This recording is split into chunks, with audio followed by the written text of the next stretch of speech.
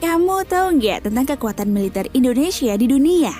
Dikutip dari situs Global Firepower, ternyata Indonesia menduduki peringkat 15 dunia loh guys. Sebuah prestasi yang cukup tidak mengherankan sih. Soalnya militer Indonesia memang sangat diakui lebih-lebih kalau kita berkaca di tahun 50-60-an. Ketika bangsa ini masih dipimpin oleh Presiden Soekarno. Di masa kepemimpinan Presiden Soekarno, militer Indonesia sangat disegani. Bahkan mungkin bisa dibilang salah satu negara yang paling kuat di dunia.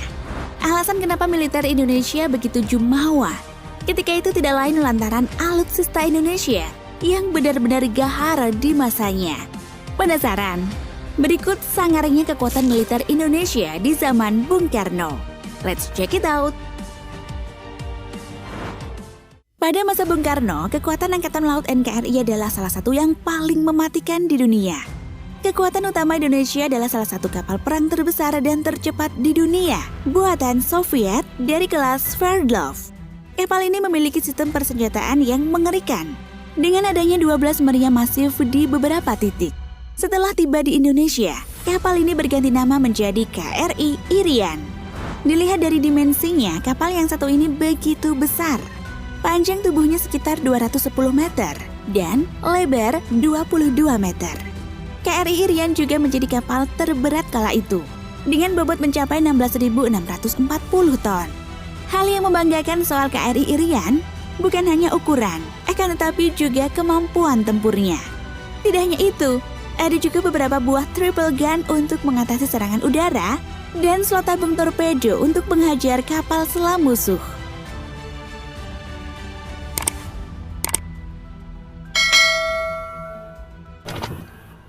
Kalau yang tadi dari Angkatan Laut, sekarang kita ke Angkatan Udaranya. Tak hanya sangar di laut guys, namun Indonesia saat itu berjaya di udara. Penyebabnya tak lain karena kita memiliki deretan pesawat tempur terbaik saat itu. Setidaknya ada 4 jenis pesawat tempur sangar yang pernah dimiliki Indonesia. Mulai MiG-21, MiG-50, MiG-17, dan yang paling mentereng di zamannya yaitu MiG-19. Deretan pesawat-pesawat ini adalah yang paling canggih dan mematikan di zamannya, serta hanya dimiliki beberapa negara saja. Yang membuat lebih bangga lagi, kita memiliki deretan pesawat itu banyak sekali. Masing-masing lebih dari 10 unit. Dengan kekuatan udara seperti ini, tidak heran kalau Belanda saat itu sangat segan dengan NKRI. Setelah kita melihat deretan pesawat tempur terbaik, ternyata Indonesia pernah memiliki beberapa unit pesawat Tu-16 Bagger. Pesawat ini sungguh spesial karena apa yang dilakukannya benar-benar sangar. Tu-16 adalah pesawat bomber, akan tetapi juga bisa dipakai untuk berbagai hal, mulai dari misi intelijen, patrol, dan lain sebagainya. Pada masa itu hanya beberapa negara saja yang bisa mendapatkan pesawat ini. Indonesia sendiri bisa mendapat pesawat Tu-16 lantaran hubungan yang sangat baik dengan Uni Soviet, negara pembuat pesawat ini. Meskipun memiliki kemampuan istimewa yang mematikan, pesawat ini dimuseumkan dengan cepat, seiring dengan berakhirnya masa kepresidenan Soekarno. Tidak hanya KRI Irian, kekuatan laut Indonesia juga didukung dengan kapal selam mematikan yang pernah dimiliki oleh negeri ini. Jika melihat catatan yang ada di masa Bung Karno, negara Indonesia mempunyai sekitar 12 kapal selam Whiskey. Meskipun jumlahnya hanya belasan, akan tetapi ini sudah sangat mematikan. Apalagi ketika itu tidak banyak negara yang mempunyai kapal selam. Soal kemampuan, kapal selam ini mampu melesat dengan kecepatan tinggi, tetapi juga punya daya hancur yang mengerikan. Kapal selam Whiskey sendiri memiliki panjang 76,6 meter, lebar 6,3 meter, kecepatan 18,3 knots di atas air, dan 13,5 knots di bawah air. Berat penuhnya 1.300 ton dan berat kosongnya 1.050 ton. Jarak jelajah 8.500 mil laut dengan bahan bakar solar dan 224 buah baterai.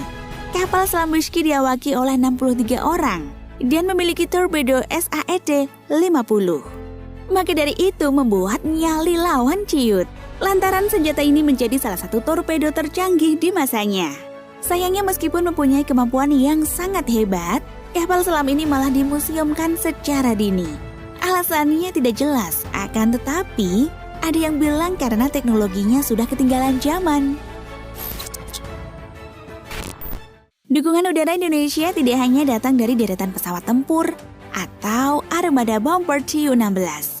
Akan tetapi juga helikopter tangguh yang bernama M16. M16 adalah salah satu helikopter yang paling ampuh pada masa itu. Dilihat dari mesinnya, helikopter ini adalah tipe kelas berat untuk tugas-tugas yang ekstrim. Mulai mengangkat logistik dari jumlah yang masif, kendaraan tempur sampai satu kompi pasukan. Hal menyenangkan tentang M16 adalah kemampuan manuvernya yang sangat baik, juga mumpuni. M16 sangat stabil, meskipun dia mendarat di area yang tidak rata. Selain itu, berkat spesifikasi mesin yang gahar, M16 juga sanggup dioperasikan pada saat cuaca yang ekstrim sekalipun. Itulah sangarnya kekuatan militer Indonesia di zaman Bung Karno. Dengan semua alutsista tersebut, sepertinya memang tidak mengherankan kalau NKRI pernah sangat ditakuti saat itu. Bahkan Belanda pun pernah merasakan kegaharan kekuatan militer Indonesia.